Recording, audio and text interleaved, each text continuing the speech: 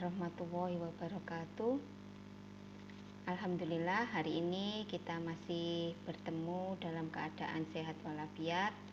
Semoga kalian tetap semangat dalam mempelajari fisika. Materi pembelajaran fisika hari ini yaitu tentang elastisitas.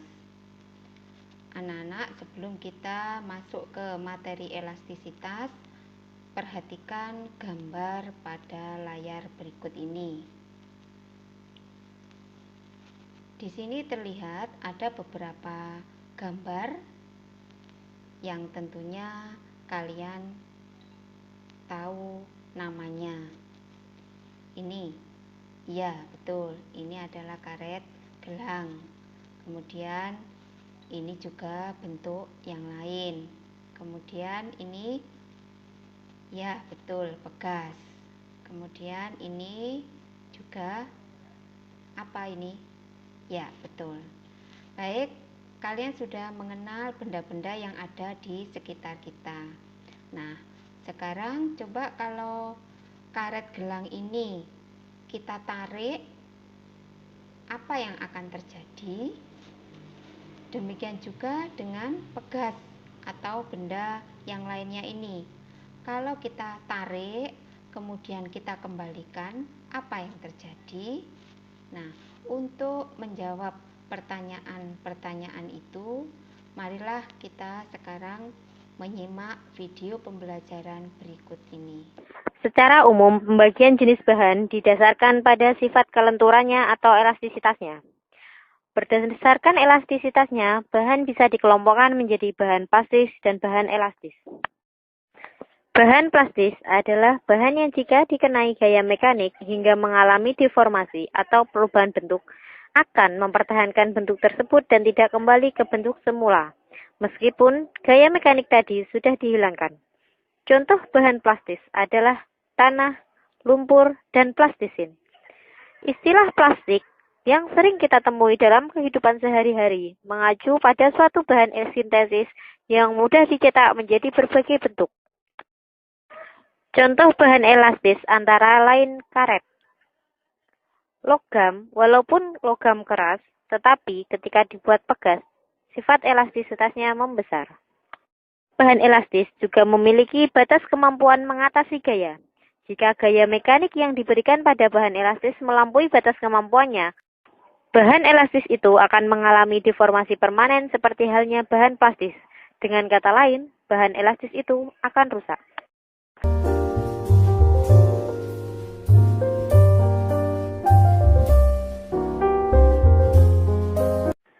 Bahan elastis tentunya memiliki sifat elastisitas, yaitu sifat benda yang berusaha menghambat perubahan bentuk dan cenderung untuk mengembalikan benda ke keadaan semula ketika gaya luar dihilangkan. Sifat elastisitas berhubungan dengan kekuatan bahan. Bahan yang kaku tidak mudah bengkok, berarti daya lenturnya kecil atau kurang fleksibel. Kelenturan suatu bahan berhubungan dengan ketahanan terhadap tekanan, pembengkokan, atau puntiran. Kita perlu mempelajari elastisitas suatu bahan dalam kehidupan sehari-hari karena banyak manfaatnya, seperti dalam olahraga dan rekayasa bahan.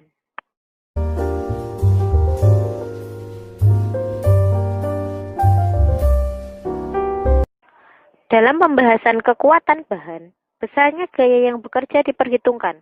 Jika arahnya menekan bahan, berarti gayanya adalah gaya tekan. Jika arahnya menjauhi bahan, berarti gayanya merupakan gaya tarikan.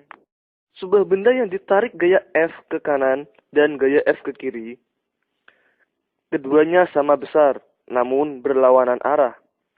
Perhatikan elemen kecil pada benda tersebut yang panjangnya L.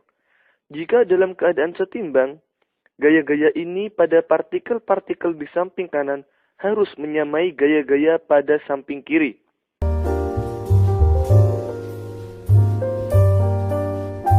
Dalam mekanika, hukum Hooke tentang elastisitas menyatakan bahwa pertambahan panjang pegas sebanding dengan besar gaya yang bekerja padanya. Gaya yang dimaksud biasanya berupa beban yang digantungkan pada pegas itu. Perhatikan gambar berikut. Sebuah pegas dengan panjang tertentu mula-mula digantung secara bebas. Selanjutnya, sebuah benda bermassa M digantungkan pada pegas sehingga pegas itu bertambah panjang sebesar X. Pemasangan beban bermassa M itu sama artinya dengan memberi gaya pada pegas sebesar gaya berat beban itu, yaitu F sama dengan M kali G. Biar lebih jelas lagi tentang hubungan antara tegangan dan regangan, lihatlah grafik ini. Jadi yang ini adalah epsilon. Epsilon itu adalah regangan. Yang atas ini adalah tegangan. Jadi ini adalah hubungan antara regangan dan tegangan untuk tipikal benda-benda tertentu. Namun bisa dilihat grafik antara 1 sampai 2 ini masih mulus. Jadi dari poin 1 sampai poin 2 itu adalah lokasi di mana hukum Hooke berlaku. Atau masih dibilang bendanya itu masih elastis di sini. Nah, ketika dari 2 ke 3 ini ada istilahnya deformasi plastis. Ya, artinya dia sudah tidak bisa elastis lagi. Jadi cuman poin 1 sampai 2 itu yang dinamakan elastis. Sampai titik 4 ini dinamakan yield. Yield point. Artinya benda itu sudah tidak bisa elastis lagi. Sudah rusak.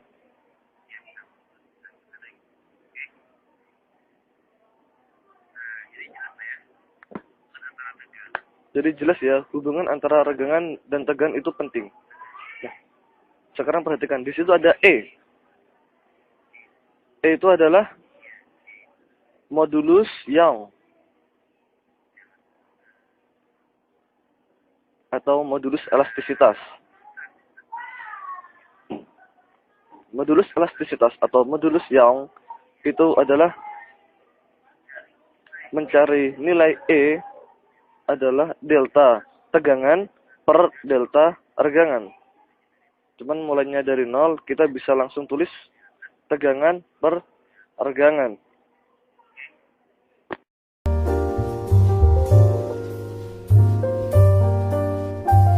Selain bergantung pada jenis bahan pembuatnya, konstanta pegas juga bergantung pada bentuk dan susunan pegasnya. Sama-sama terbuat dari besi, dua pegas yang panjangnya sama bisa saja memiliki konstanta yang berbeda. Demikian pula susunan dua pegas yang memiliki konstanta pegas masing-masing K1 dan K2. Nilai konstanta gabungan dua pegas yang disusun seri berbeda dengan konstanta gabungan dua pegas yang disusun paralel. Yang disusun secara seri memiliki nilai konstanta gabungan pegas sebagai 1 per K gabungan sama dengan 1 per K1 plus 1 per K2 secara paralel sebagai K gabungan sama dengan K1 plus K. Demikianlah video pembelajaran tentang elastisitas, dan Bu Guru berharap kamu banyak latihan soal di rumah. Dari video tadi kita bisa mengambil kesimpulan tentang materi elastisitas, yaitu yang pertama, jika sebuah benda itu diberikan gaya dan gaya itu dihilangkan, maka benda itu kembali ke bentuk semula. Benda itu disebut benda yang bersifat elastis. Yang kedua, elastisitas bisa kita artikan kemampuan benda itu untuk kembali ke bentuk semula setelah gaya yang bekerja padanya dihilangkan. Yang ketiga, dalam elastisitas berlaku hukum Hooke, di mana gaya yang diberikan kepada benda itu besarnya sama dengan konstanta pegas atau konstanta benda dikalikan dengan pertambahan panjang pegas. Demikian kesimpulan dari video pembelajaran elastisitas yang sudah Bu Guru ambil dari channel YouTube pada link di bawah ini. Baik, hari ini sekian dari Bu Guru. Nanti banyak latihan soal sehingga ulangan harian nanti bisa berjalan dengan baik.